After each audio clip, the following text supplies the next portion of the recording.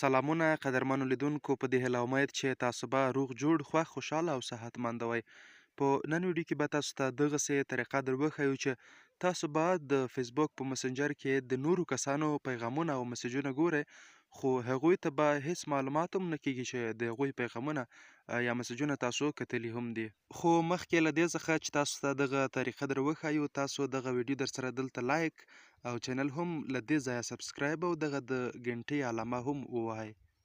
بعد له هغې به تاسو راشئ خپل د موبایل مسنجر ته که تاسو راځئ، همدارنګه فیسبوک کې هم کولی شئ دغه طریقه فعاله کړئ. دې لپاره به تاسو راشئ دغه مسنجر ته او په دې کې تاسو کولی شئ چې دغه طریقه فعاله کړئ. بعد له هغې تاسو ته چې څوک مسیج کوي تاسو به هغه ګورئ، خو هغوی ته به هیڅ معلومات هم نه کیږي.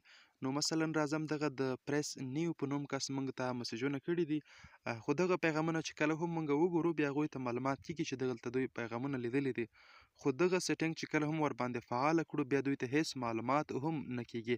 نو دلته به تاسو راشئ دغه د سیټینګ آپشن په دې باندې به کلیک وکړئ او بعد له هغې به بیا تاسو راشئ دغه آپشن ریډ ریسپټس، په دغه باندې به بیا تاسو یو کلیک ورته واخلئ.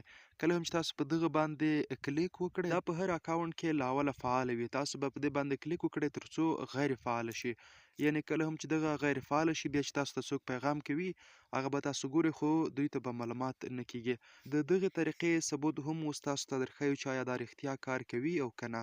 نو دې لپاره زه لاړم همغې آی ډي ته، زما دوهمې چې د دې څخه ما پیغام ورته رالیږلی و، تاسو ته ښکاري دلته چې ما کله سلام ورلیږلی دی او تاسو ته ښکاري چې په دغه ځای کې معلومات کیږي، یعنې دغه پیغام کتل شوی دی. خو اوس زه دلته پیغام لیکم بیا به هیڅ معلومات هم نه کیږي. هلته تاسو ته بیا درښیم، اوس ځو هلته یې عملاً ګورو. دلته چې کله هم ما پیغام ورته ولیږه اوس یې هلته په هغه بل آی ډي کې ګورو. نو ګرانو دوستانو تاسو ګورئ دلته موږ ته پیغام راغلی دی، اول یو پیغام و، اوس تاسو ته ښکاري دغه بل پیغام هم راغلی دی، سلام علیکم.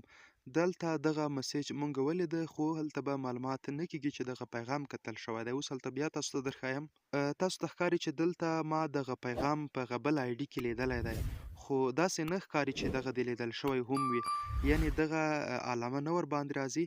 دا طریقه تاسو هغه وخت فعالولی شئ چې تاسو کله هم له ډېرو زیاتو پیغامونو او مسیجونو څخه په تنګ راشئ. نو دغه وه زموږ د نن ورځې ویډیو چې تاسو ته مې دغه طریقه پکې در وښودله. تر بیا به چې ستاسو لپاره حاضرېږو درڅخه اجازت اخلو، هر چیرې چې یاست د الله په امان.